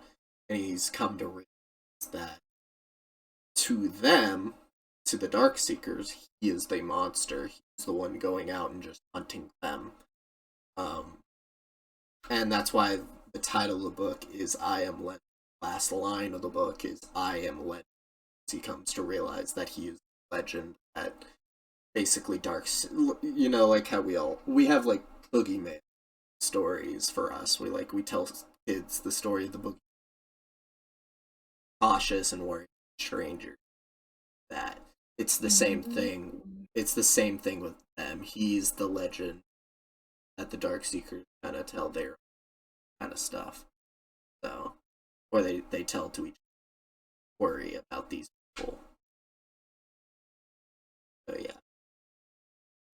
and that's what with the alternative ending, that's closer to the book, where it's showing realizes that they're much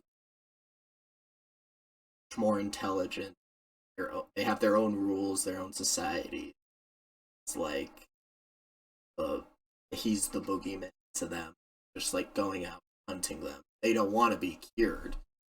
Like they're perfectly fine, but he's like forcing them to be cured and type thing. Yeah. So that's why I like the alternative. Yeah, that's why I like the alternative. Also, they might have had the butterfly line, but it seems as though with the alternative ending, they're a lot more subtle with the butterfly, and stuff, especially like butterfly showing a little more humanity instead of them being like, oh yeah, no, the monsters are the monsters. The point of the book and the alternative ending is to show that we are the monsters. So, sorry, I know that was a long description. Again. Nina, what about you? I know you said that, so you've seen the alternative ending the most. You never saw the original ending?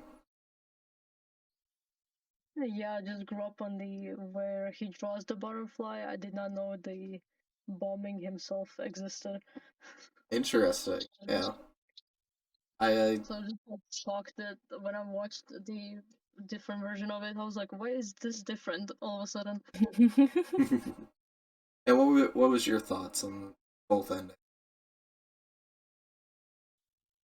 Well, they're pretty decent. I obviously prefer the one I grew up on because it's just better shown. It just shows proper humanity in the zombie vampires. You know? And then Wolfie, you said you like both. Yes and no.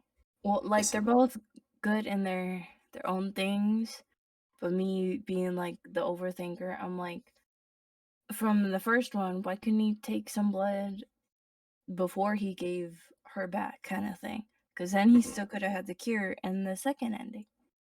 Or I don't know. There's like mixes of like this could have happened on this side, and it still would have come out to like whatever outcome.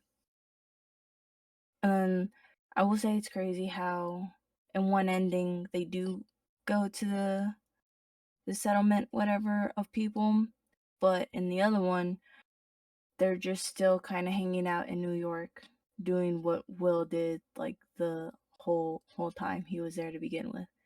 But now they're just a trio. So I don't Yeah. know. I think at least with the alternative ending with them driving off, you can assume that they maybe make it to that safe zone.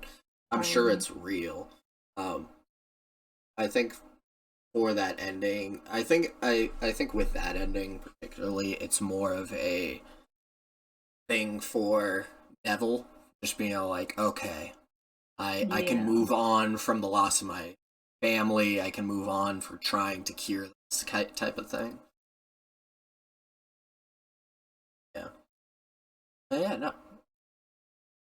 Personally, I feel as though I don't I feel as though there was maybe just one very loud person in the test screenings and is all like, why are you making it that they don't just kill him?" I don't know. I feel as though someone just very loudly stated like, why are you making it look like we're the bad guys? Why are you making it look like Neville's the bad guys? Clearly he's the hero. I don't know. I just and sorry. I don't know why You're I did that. fine. I just I don't know. I personally I enjoy the better, and I understand people that enjoy the original ending as well. So if you want a more hopeful ending, watch the original theatrical version. If you want a different kind of ending, alternative. Yeah. All around, it's still a great movie. like Yes. Makes you cry, but it's still a good movie. it's still a great movie, and like I said, it was very influential. Like that's why we allowed it into the zombie genre. I know they're more like vampires, but it was way more influential zombie genre, so, like genre, anything else in horror. So, because what this 2007, we got like in a few years we get World War Z with all like the fast zombies and the apocalypse stuff Oh like my goodness, yeah. like this was like on the cusp of the age where now every zombie is a running stuff like that, and usually it's like the end stuff. Final thoughts on I Am Legend for both of you? Why did it have to kill the dog? But it's fine. It needed the story. Yeah, like that. What about you, Nina? If they kill the dog for the plot again, I am gonna murder somebody. I know, right? I believe they are doing a. They might be doing an I Am Legend 2. Yeah, they might be making a sequel. Are they? Really? They might be making. Yeah, I believe they are, and they better have Will Smith in it. I love Will Smith. That or at least a cameo if he ain't gonna be part of the whole movie. I know, right? I don't know. People got really upset that he slapped Chris Rock, and personally, I still like Will Smith. I don't care that much. I'm like, I don't think we should blacklist him for I slapping. think the only reason people are even more upset is because the whole drama of like Will and his wife had been separated for over 7 years or something like that, and he still decided to slap the dude. Yeah, I don't know. I'm not in their personal lives. None of us are in their personal lives. I don't know. True. He doesn't seem like a bad guy still. So, and I don't necessarily hate Chris Rock as well. So, I don't care. It's their own situation. I think they've probably figured it out by now. They've probably talked it out. But who knows? But yeah, no. Great movie. I love both of these movies are actually pretty. So, but yeah. So that's our zombies theme. I know both of these zombies movies were not conventional zombie movies, but that's all right because they were actually they made you think more about what constitutes a zombie, stuff like that. But next week we're going to be doing slashers. We might have 3 movies, and by next week I mean this week because we got to fill it in before our last bit, which our last we should be having one on Halloween or at least around Halloween, where we're going to be doing the new Five Nights at Freddy's movie, and we're doing other evil animatronic movie, Willy's Wonderland. So those are the 2 movies we're doing for Halloween. But for this week, It's Wonderland. yeah, so that is a What Nicolas is that? Cage. It is a Nicolas Cage movie. If you know Nicolas Cage from National Treasure and all that, where he fights evil animatronics, basically, and he basically goes on a war against these animatronics. Never heard of that movie before. It was a little indie film, and it's great. I love it. Don't expect, I'm not gonna say anything. I'm not gonna say anything. We're gonna watch it, and you're going to realize what I'm saying at this point, what I want to say. But I'm not gonna tell you, because it's more fun that way. I watched it already. It was very funny. It is very funny. I think you know what I want to say, but I'm not going to because I think it's more fun going behind with that. It's the best blonde. Yes. But yeah, so we'll be doing that for Halloween. This week we're doing slashers. We might have 3. I still have to figure out. I have to hear from Alligator if she has one. But right now it's me and Kat have chosen movies. Kat has chosen Jennifer's Body. We're not spinning a wheel because it's the last week, and it's only us 3 that get to decide movies. So, so we have Jennifer's Body, which is a Megan Fox and one of the blonde actresses. I forgot her name. I feel bad for forgetting her name, but she's a big actress. And it's kind of like a interesting lesbian murder movie. And then I was still figuring this out, but I'm gonna just go with the classic slasher. I'm choosing Friday the 13th Part 2.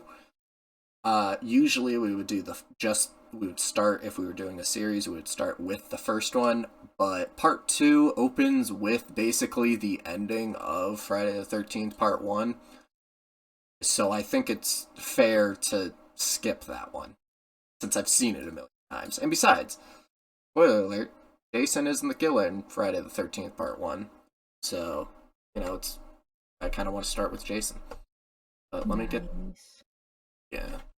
So I'm going to bring up the trailers for both those movies real quick, and then we'll call it on this. I think I was going to play some games.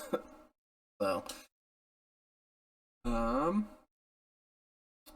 to remember. Jennifer's Body. Let's watch that one first. Jennifer's Body trailer. Sure, HD, I guess.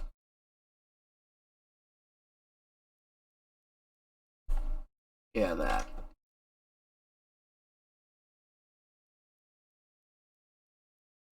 Trailer time. Oh, look, Kung Fu Panda. It's free with ads. Twilight. Sorry, I'm looking at the side.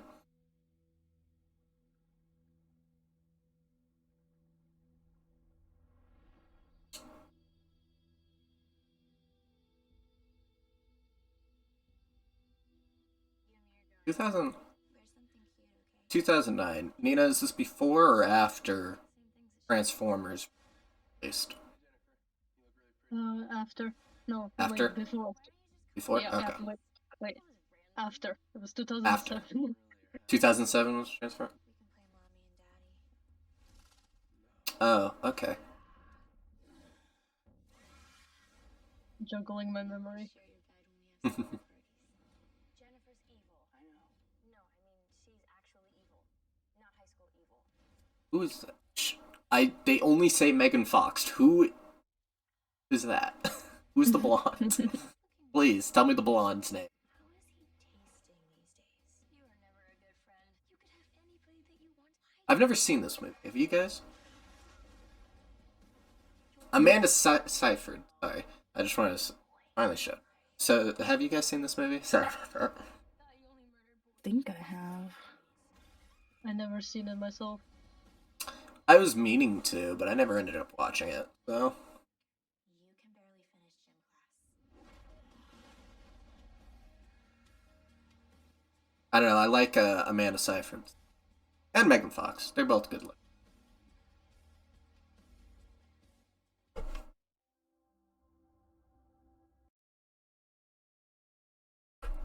And we got Friday the 13th, Part 2.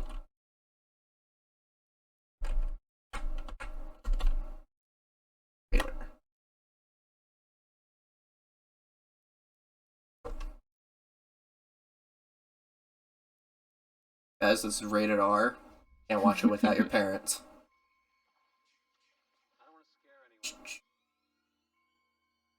Have you guys seen Friday the 13th? Yes. Nope. You haven't? Okay, so this will be interesting. So I guess it was a little bit of a spoiler. Yeah, Jason is not the killer in the first movie. Surprising, considering the whole franchise is about him. I know, right? Well, have you ever watched Scream? No. Oh, okay. Never mind. I haven't watched most of the slashers, so. Okay. This will be a fun one. This is Friday the 13th, Part 2, but like I said, it will state. It'll literally go over the last 20 minutes of the first movie. They, like, reestablish it. I don't know why they do it. The same. I know why they did it for Evil Dead 2, but I don't know why they, like, almost play the whole ending Friday the 13th, Part 1. Part 2. So, you won't be confused. Great. Well, those were, that was Movie Club for this. We pushed this back a few times, but I'm glad we waited. I think it was a very nice discussion. Thank you guys for coming and watching, and thank you two for showing up and talking with me. It's a pleasure to be here. If you want, you guys can say your Twitch channels and all your socials. People know. Who's going first? Whichever one wants to go first. I'm going first. Wolfie. Okay. For Twitch, it's wolf_girl9876. And I know most of my socials aren't the same thing, but everything's at least linked to my Twitch, so as long as you can find that one, you can find the rest. No, you can go. You can find me on YouTube, Instagram, and Twitter by the name of Nina Beton. Pretty much same name everywhere, so see ya. Nice. Well, thank you again for coming and watching. Wolfie, thank you for choosing these movies. They were really good. And I enjoyed talking about them, especially I Am Legend. So thank you everybody who watched, and I hope you guys enjoyed. We'll be back again probably later this week to do the slasher movies and for a few bring your own subscriptions. So I hope you guys enjoyed, and I hope you guys have a good rest of your day. I think I might stream again, playing some games. So yeah, we'll see. So see you for now.